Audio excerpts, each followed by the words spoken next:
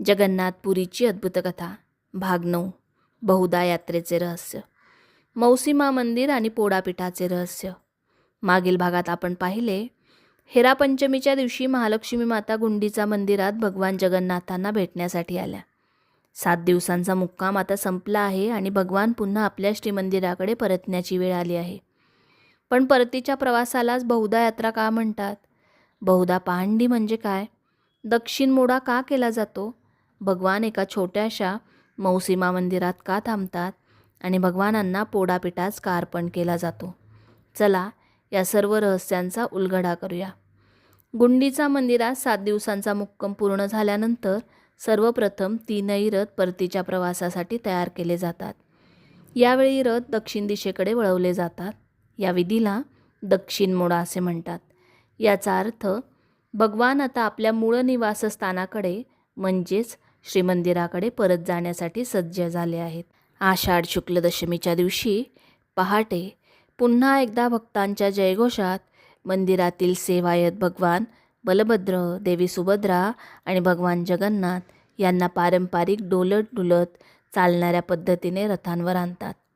या दिव्य मिरवणुकीला म्हणतात बहुदा पहांडी.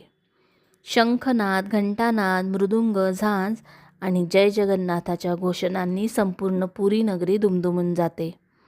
देवतांच्या रथरोहणानंतर परतीचा प्रवास सुरू होतो. यालाच बहुदा यात्रा म्हणतात.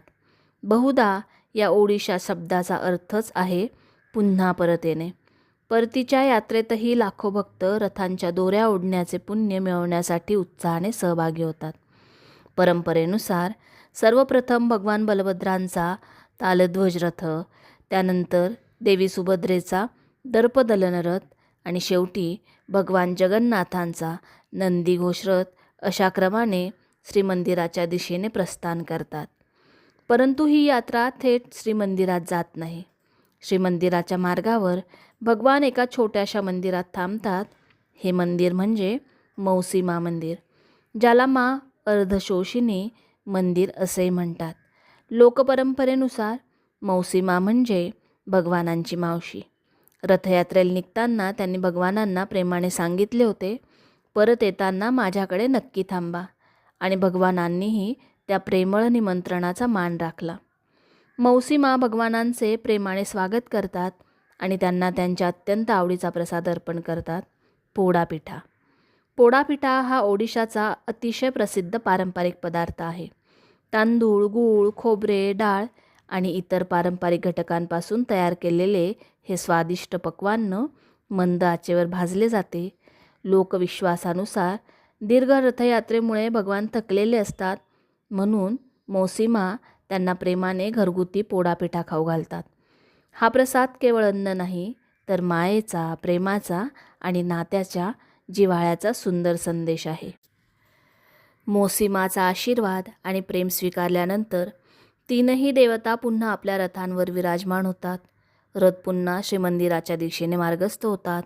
भक्तांच्या जयघोषात, ढोलताशांच्या गजरात आणि शंखनादात संपूर्ण पुरी नगरी भगवानांच्या स्वागतासाठी सज्ज होते. श्रीमंदिर आता अगदी जवळ आले आहे, पण भगवानांचा श्रीमंदिरात प्रवेश इतकासा सोपा नसतो. त्यांच्या स्वागतासाठी आणि एका अत्यंत भावनिक भेटीसाठी कोणीतरी आतुरतेने वाट पाहत असते, ती म्हणजे महालक्ष्मी माता. पुढील भागात आपण पाहणार आहोत, भगवान श्रीमंदिराजवळ पोचले आहेत. आता घडणार आहे लक्ष्मीनारायण भेट. ही भेट इतकी विशेष का मानली जाते? गजपती महाराजांची यात काय भूमिका असते? आणि दुसऱ्या दिवशी भगवान सुवर्णालंकाराने का सजतात, हे आपण जाणून घेऊया. जगन्नाथपुरीची अद्भुत कथा भाग 10 लक्ष्मीनारायण भेट आणि सुनावेश. तोपर्यंत जय जगन्नाथ.